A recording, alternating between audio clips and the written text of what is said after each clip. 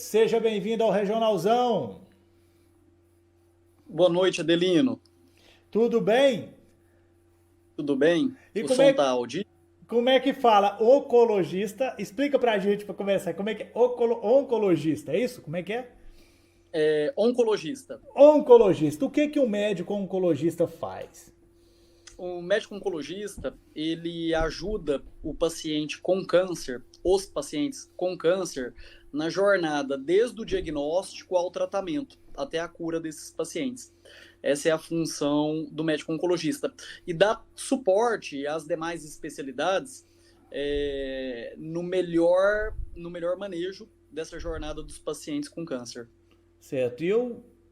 Você está aqui para bater um papo com a gente. E eu acho que é importante a gente levantar essas pautas porque a gente fala tanto de Covid, tanto de coronavírus, tanto de vacina, tanto de contaminação, de gripe e de sintomas. Todo mundo já. Esses dias eu estava falando sobre isso, desculpa até sair um pouquinho. Esses dias eu estava falando sobre isso. Eu não estou apto para comentar de coronavírus porque eu tirei 6 em biologia. Mas parece que todo mundo. Todo mundo virou especialista nesse assunto agora, entendeu? Um já é especialista em vacina, o outro especialista, eu não vou tomar, o outro eu vou tomar, e virou um negócio político. Mas voltando aqui o assunto, o senhor é especialista, o que parece é que as outras doenças acabaram. E não é bem assim. É verdade, Adelino. Essa é uma grande preocupação. O que eu tenho visto em Ituiutaba são pacientes com câncer em estágio avançado, e quando a gente pergunta para esses pacientes como foi ou como está sendo essa rotina de rastreamento, de diagnóstico, as pessoas estão com medo. Elas falam, não fiz a minha mamografia, não fiz o meu Papa Nicolau, não fiz a minha colonoscopia, com medo do Covid. Sendo que a ideia não é essa, a ideia é que as coisas andem paralelos, né? Os pacientes têm que continuar se cuidando no que tange as demais doenças e se protegendo contra o Covid de forma racional. Certo, o pessoal está perguntando aqui. Já vai mandando a sua pergunta, vai mandando a sua participação. A queda do cabelo no tratamento é normal e por quê? O Marcos É, André está perguntando. a queda do cabelo, quem fez Marcos André. Marcos André. A queda do cabelo depende do tipo de quimioterapia que a paciente ou o paciente faz. Algumas quimioterapias, elas agem realmente numa fase do ciclo celular que faz cair o cabelo. Não são todas as quimioterapias, geralmente isso é de uma classe de remédios específicos, as antraciclinas, mas algumas químios sim fazem cair cabelo, é normal. Mas não são todas. Certo. A gente tem falado tanto sobre a diagnóstico precoce. Alguns termos que eu estou usando aqui, que eu vou usar com você, são termos que a gente utiliza para falar e para fazer entrevistas do coronavírus. Mas o diagnóstico precoce, ele é extremamente importante no caso do câncer. Eu acho que talvez seja o principal, né? O principal fato do câncer é quanto mais você descobre antes, menos ruim é. Não vou falar melhor, menos ruim é. Eu concordo, Adelino. A gente fala que em oncologia a gente pensa em três pilares fundamentais que sustentam a oncologia. A gente fala em prevenção. O que é a prevenção? Hábitos de vida saudáveis, cessação de tabagismo, diminuição de etilismo, perda de peso, atividade física. Esse é um pilar. A gente sabe que 80% dos casos de câncer são evitados através de mudança do estilo de vida. Então, esse é um pilar, é uma base bem importante. A segunda base é o diagnóstico precoce. Uma vez que eu tenho a doença, eu tento diagnosticá-la de forma precoce. A gente sabe que a esmagadora maioria dos cânceres descobertos em estágio inicial vão curar. O paciente trata, cura. E o terceiro pilar é o tratamento adequado. Eu tenho a doença, eu tenho que estar acompanhado, eu tenho que estar acompanhado com um profissional que conheça, que saiba tratar câncer de forma moderna, precisa, individualizada. Com esses três pilares, a gente tem sucesso. Certo, eu queria te perguntar exatamente sobre esse diagnóstico. Como é que uma pessoa saudável, que está no dia a dia dela, existe como que ela se previne, como que ela chega, porque é uma doença silenciosa, é uma doença que muitas vezes quando ela dá sinal, você já muitas vezes não tem muito o que fazer e isso é o que passa para a gente. Mas como é que a pessoa teoricamente saudável, que está aí trabalhando no dia a dia, como é que essa pessoa se previne? Hábito de vida, Adelino. Eu acho assim, a primeira impressão que eu tive, eu sou de Tuiutaba, né? Minha família é daqui. Eu exerci a oncologia em São Paulo ou fora do Brasil. E quando voltei para Ituiutaba o ano passado, por causa da pandemia, uma das coisas que mais me chamaram a atenção negativamente é essa percepção de que câncer, o paciente com câncer está fadado a um mau prognóstico, à morte. Não. Adelino, eu tenho, desde 2013, exercendo a oncologia, eu tenho 8 anos de experiência nos principais centros, né, do país. Eu te falo, raramente a gente perde uma batalha. Por quê? Porque hoje existem tratamentos muito precisos, tratamentos muito direcionados. Então, assim, eu acho que o primeiro ponto é tirar esse conceito de que câncer é igual à morte. Não, não é. Câncer é igual a diagnóstico certo, tratamento certo. Câncer é igual a uma medicina diferenciada, personalizada. Esse é o primeiro conceito. E o segundo, a gente sabe que os hábitos de vida, ter bons hábitos de vida, tirar fatores que podem incrementar o risco de ter câncer, isso diminui a sua chance de ter câncer. Então a gente tem que apostar na prevenção, sim, sabe? Prevenção, diagnóstico precoce. Eu acho que é o caminho da oncologia. Mudar esse cenário pessimista e trazer um cenário certo da doença, um cenário preciso. A Sandra Maria está falando aqui. Pois é, eu e meu filho tratando de câncer parou tudo em Barretos. E Barretos estão dispensando nós, meu filho. Eu não entendi direito a pergunta dela aqui, mas parece que ela tá com dificuldade em Barretos. E aí, aqui em Uberlândia também tem o Hospital do Câncer. Esses pacientes que têm dificuldade com esses tratamentos, o que acontece? O que tem que Então, fazer? Existe um caminho? o caminho, eu acho. Eu tenho tido bastante dificuldade também. Eu tenho visto bastante pacientes, eu tenho visto bastante, que estão tentando acesso a essas instituições públicas. E eles acabam me procurando, né, no meu centro de oncologia para ter uma solução.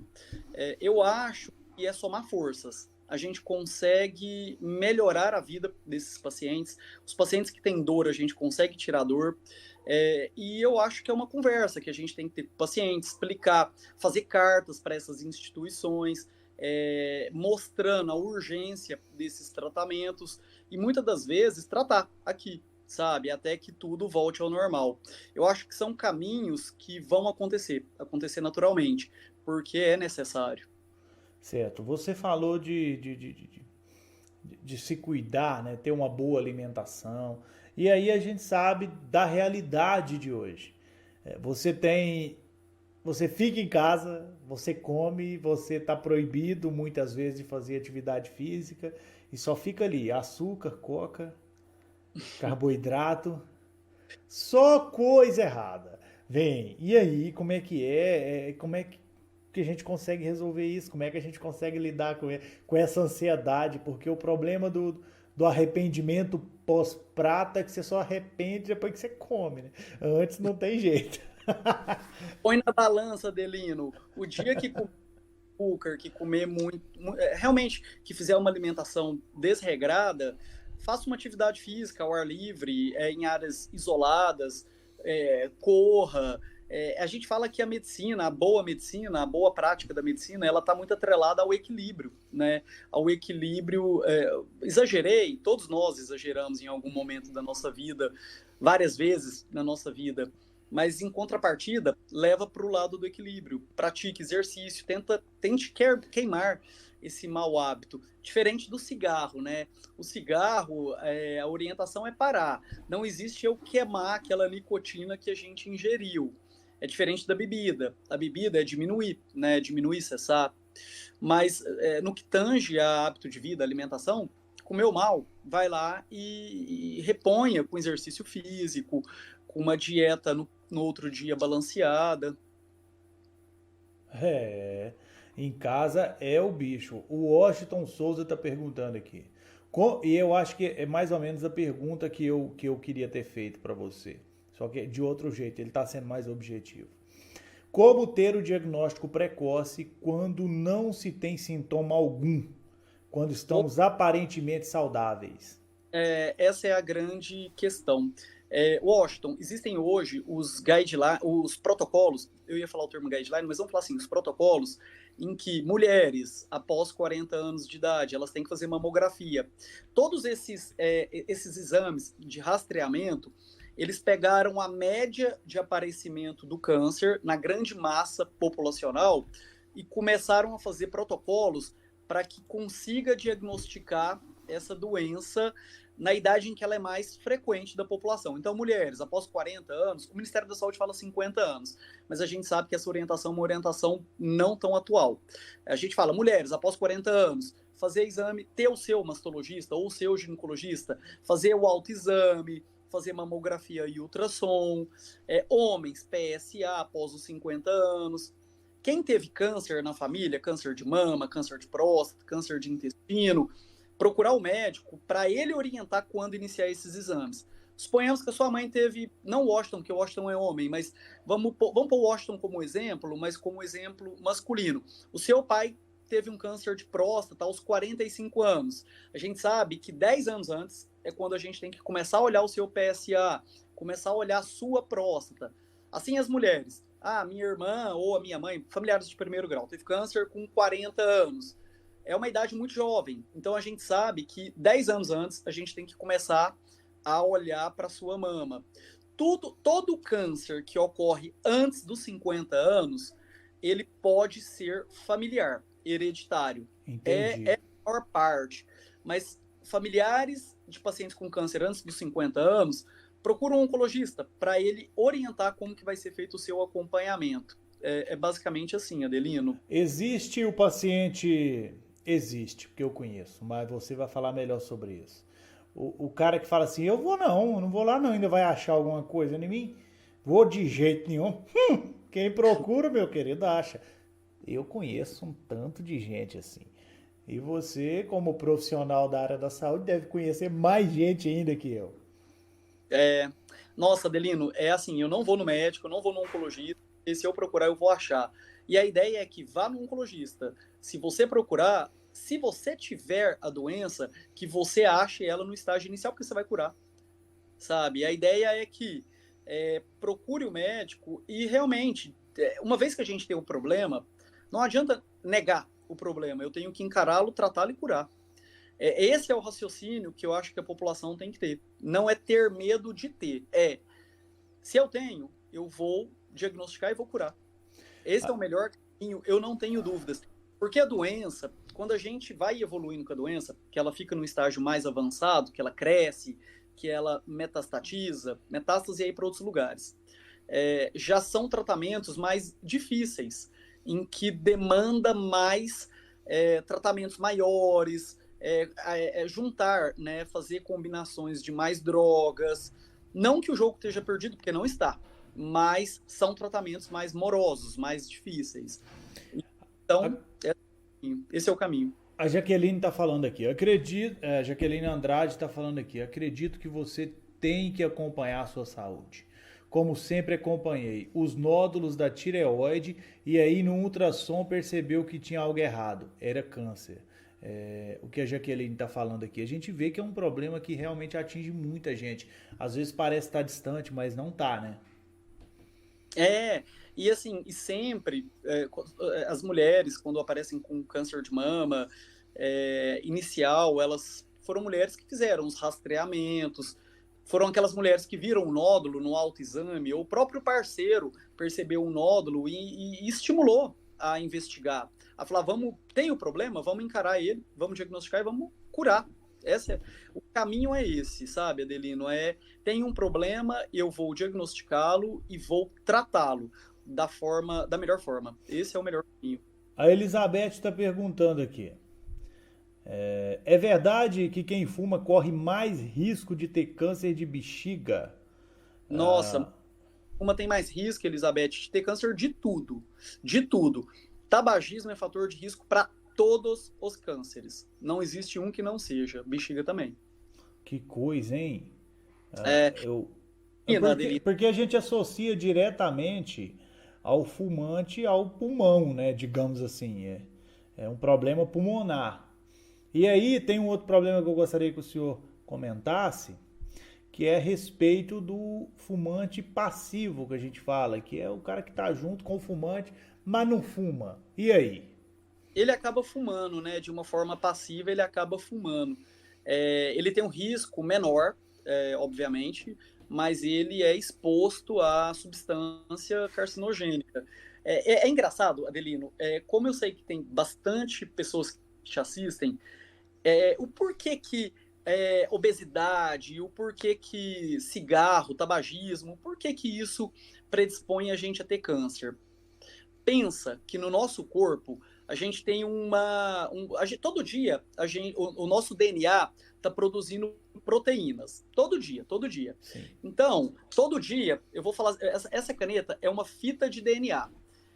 Todo dia ela está lá produzindo e vai para o corpo. Produz, vai para o corpo. Sim. Vamos pensar que a gente tem um soldado. Isso aqui é um soldado. Esse soldado é o que a gente chama de gene supressor tumoral. Esse soldado, ele é o nosso gene que protege a gente do câncer. Aí o nosso DNA foi lá e formou um câncer. Aí ele tá passando aqui, o nosso soldado barra. Ele é um portal que não deixa esse câncer entrar. É uma defesa. É uma defesa, são os genes supressores tumorais. Bateu no gene supressor tumoral, vai embora, o câncer eliminou. A obesidade, o cigarro faz esse nosso soldado ser um soldado mais lento. Aí tá passando o tumorzinho. Na hora que esse soldado resolve mandar embora, fechar o portão. Já foi embora o boi com a corda. Já passou. Aí, essa célula tumoral se deposita em algum lugar e ela começa a proliferar. E quem faz um dos vários fatores que fazem esses genes supressores serem mais bobos, entre aspas, são essas substâncias carcinogênicas. Cigarro, obesidade,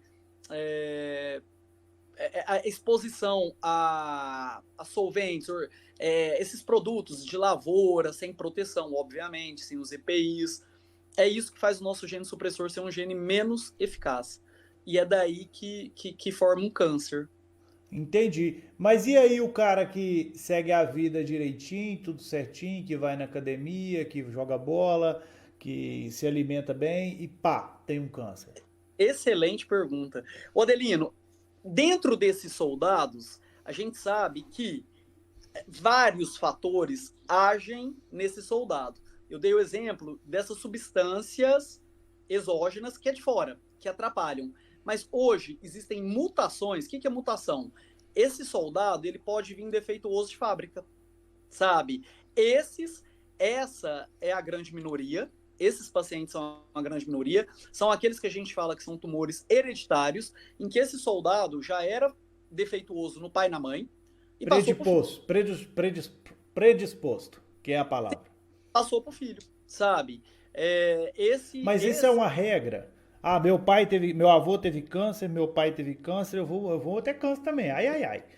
Assim. Não é uma regra. Essa regra de gene hereditário, isso é 10%. É muito pouco perto dos outros 80, 90%, que é hábito de vida.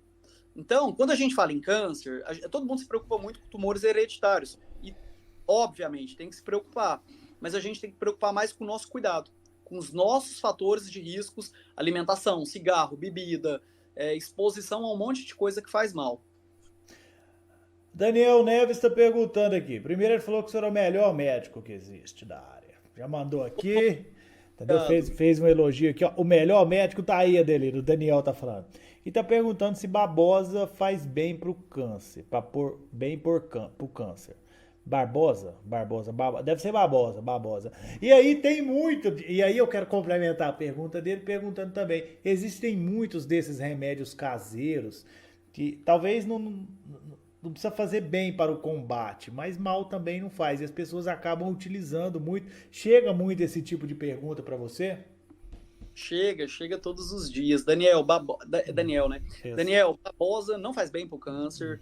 Não tem estudo nenhum científico falando que babosa faz bem. Nem mal. Nem mal. Nem mal.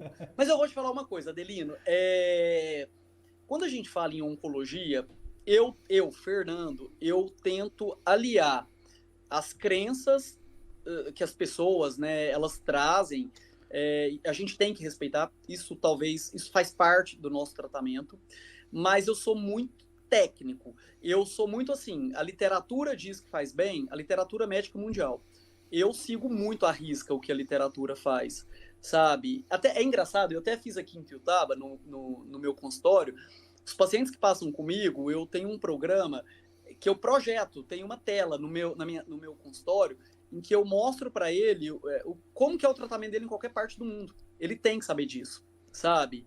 E eu sou muito assim, eu sou muito técnico, mas eu também trabalho junto com outros tipos de crenças que eu acho que é importante para o paciente. Mas eu, Fernando, não prescrevo, mas eu respeito.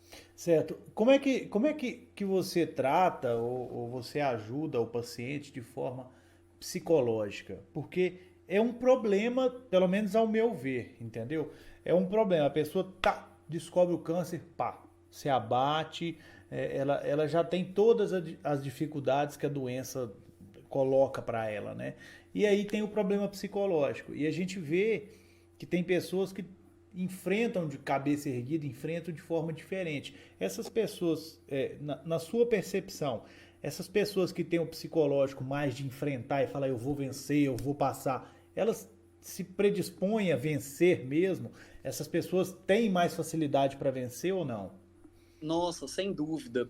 Essa força que a gente chama de fé, ela muda a história dos pacientes. Eu tenho casos de pacientes que tinham doenças imensuráveis e a fé realmente ela transforma a vida dos pacientes. Não tenho dúvidas. Eu acho assim, Adelino, eu acho que a maior ajuda, a maior contribuição que nós médicos, eu, Fernando, posso dar para um paciente é propor para ele o que eu conheço que existe de melhor. Então eu tenho que estar atualizado. Essa é uma regra da minha vida. O oncologista estuda todo dia, porque todo dia tem novidades. E a segunda é, junto com esse paciente, caminhar de mãos dadas, acolhendo ele, dando esse suporte, não só médico, prescrever remédio é muito fácil, dando esse suporte de fazer com que a jornada dele seja uma jornada menos ruim. Qualquer doença traz uma jornada ruim, qualquer doença. O câncer traz jornadas piores, não tenho dúvidas. Mas o meu papel hoje, o que me motiva dentro da oncologia, é fazer com que os pacientes caminhem da melhor forma que puder caminhar. Muitas das vezes, essa melhor forma ainda é uma forma ruim. Raridade isso, mas ainda é. Mas dentro desse caminho ruim, é o melhor que ele vai conseguir chegar, estando junto, obviamente, com um suporte multidisciplinar. Mas, assim, caminhos ruins é a raridade. Hoje a gente tem visto resultados fantásticos. Vamos lá. Em média, qual porcentagem de cura com o tratamento correto? E isso em um cenário que você descobre bem no início, né? Digamos assim. Descobriu no início 99% de cura. Não tenho dúvidas. Nossa, é muito bom. Descobrir a doença de forma precoce é o melhor dos cenários. O paciente vai curar. Isso é importante, isso é importante. Valdiluz está perguntando que médico é esse? É o doutor Fernando Marquiel. Se identifica mais uma vez para a galera que está entrando agora, viu? Para a galera que não te conhece ainda, esse rapaz. Você tá muito novo, entendeu? Pô, existe isso. Se identifica, eu quero fazer uma pergunta boa para você. Você sabe, Elino, em 2013, eu sou Fernando Marchiori, eu sou médico oncologista, nascido aqui em Tuiutaba. né, vim de São Paulo ano passado, passar a pandemia com meu pai aqui em Tuiutaba, e acabei sendo fisgado pela cidade. Refisgado, né? Porque eu nasci aqui. Saí daqui com 15 anos, fui estudar fora, e a minha vida inteira foi fora. Eu, né, fiz 6 anos de faculdade de medicina, depois 2 anos de clínica, depois 3 de oncologia, aí fui para fora do país, voltei, enfim, conheço realidades oncológicas, Brasil, Estados Unidos, Alemanha, Japão, fiz vários preceptorships fora e tô aqui. Abri um centro de oncologia, né, se chama Centro de Oncologia do Pontal, dentro do Hospital Abadia, Nossa Senhora da Abadia, e estamos há 1 mês e meio, 2 meses, trazendo realmente o que eu acredito que é o melhor para os pacientes. Eu via muita gente, Adelino, de Tuiutaba em São Paulo. As pessoas saíam de Tuiutaba, iam para São Paulo, me ligavam, eu atendi muita gente, não foi 5, 10, não, foram vários pacientes de Tuiutaba em São Paulo. E eu sempre falava, gente, tratamento é tudo igual, né? Remédio, o remédio que vai na veia, a fábrica é a mesma, ela distribui o remédio para o mundo inteiro. Então, o que faltava em Tuiutaba era alguém que olhasse câncer de uma forma moderna, atualizada, porque o que eu faço em São Paulo, eu ainda trabalho em São Paulo, né? Eu atendo em São Paulo. O que eu faço lá é o que eu faço aqui, sabe? As pessoas não precisam ir mais para São Paulo, né? Que é onde tem os tratamentos mais modernos do Brasil. Não precisa. Aqui em Tuiutaba a gente faz isso. Não tenha dúvida. Você já estava atendendo um paciente, ele olhou assim e falou, um médico muito novinho, esse médico tá muito! Você imagina em 2013, quando eu terminei minha residência de oncologia, isso há 8 anos, no Instituto do Câncer de São Paulo. Assim, você imagina... Esse médico não tá com nada não, esse médico tá muito novo. Eu ainda tenho a aparência nova, e eu gosto disso, eu tô com 37 anos, mas eu gosto disso, sabe? Uma vez, isso foi o quê? Há 2 anos, eu fui fazer um preceptorship no Japão, e lá... O que é um preceptorship? Como é que fala?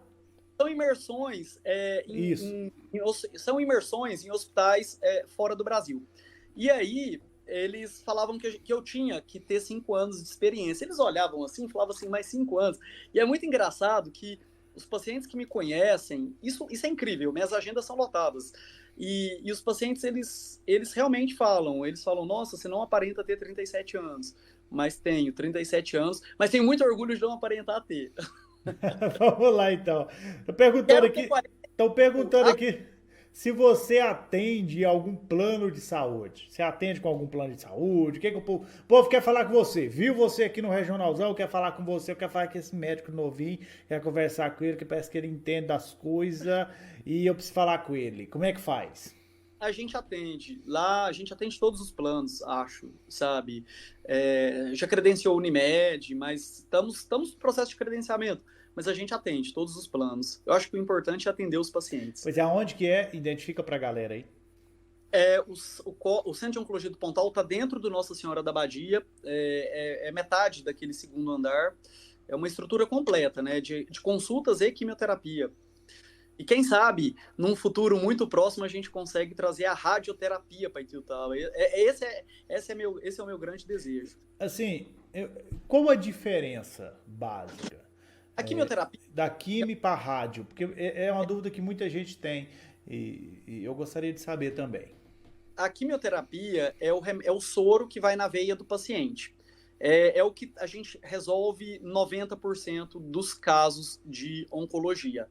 A radioterapia é o feixe de luz. Por exemplo, eu operei uma mama, tirei só um pedacinho.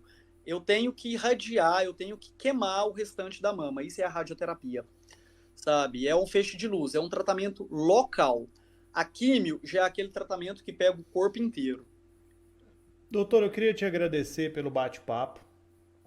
Acho que a gente pode fazer isso mais vezes. A gente marca, o povo vai mandando pergunta aqui pra gente. Eu queria te agradecer, muito obrigado por se dispor a bater esse papo aqui com a gente, viu? Adelino, eu agradeço.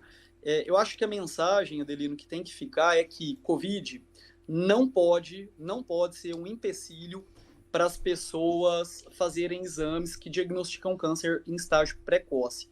Não deve ser, esse não é o caminho. Eu acho que a gente tem que ter responsabilidade, As pessoas, quando eu trabalhava em grandes hospitais em São Paulo, meus chefes falavam assim, Fernando, talvez a característica que mais te marca chama-se responsabilidade. Eu acho que a gente tem que ter responsabilidade agora com o Covid, se proteger, mas que isso não seja o limitante para diagnosticar câncer. E eu acho que a mensagem mais importante para as pessoas que têm câncer é acreditar em bons e melhores tratamentos, fé, acreditar em Deus. A gente tem que se apoiar em algo que realmente norteia a nossa vida, independente da crença, mas acreditar em Deus e Nossa Senhora. E que a medicina, a oncologia, evoluiu muito. Hoje a gente chama de medicina de precisão. O câncer hoje tem nome, sobrenome, CPF e RG. E os tratamentos também. Os tratamentos têm nome, sobrenome. Então, assim, a gente tem que olhar para esse paciente não como era antigamente, aquele bolão, e fazer tudo igual. Não. O tratamento é individualizado e diferenciado. E os efeitos colaterais, eu já tenho um monte de paciente aqui em Tuiutaba fazendo químio, eles não têm esses efeitos colaterais de náuseas, vômitos. Alguns têm, mas a gente tem que ir ajustando o tratamento para esse paciente. A ideia é que não tenha. Adelina, a ideia é que não tenha. A medicina evoluiu, a oncologia evoluiu, e é um grande prazer ser o primeiro oncologista de Tuiutaba, torcendo para que venha mais ajudar nessa jornada tão difícil que é cuidar de câncer. Torcendo mesmo, sabe? A gente tem amigos, eu tenho uma amiga que era responsável pela oncologia de Barretos, eu falo para ela, olha, as portas da cidade estão abertas, e para todos, sabe? A gente quer agregar, a gente quer que Tuiutaba seja polo de saúde. Temos cirurgiões fantásticos na cidade. As pessoas não precisam sair de Tuiutaba para operar mais câncer, sabe? Realmente a ideia é trazer esse polo, essa expertise para cá. E eu tenho um apoio muito grande dos nossos colegas médicos que gostam de mim, que gostam dos nossos tratamentos. Isso é muito importante para a cidade. Muito bem, agradecer a audiência de todo mundo. Muito obrigado, viu, doutor? Obrigado. Agradecer, agradecer a todo mundo. Muito obrigado de coração. Amanhã a gente volta com mais informações. Logo, logo a gente traz outra entrevista com ele aí. Não fiquem tristes. Isso e muito mais no seu regionalzão, o Triângulo em Foco.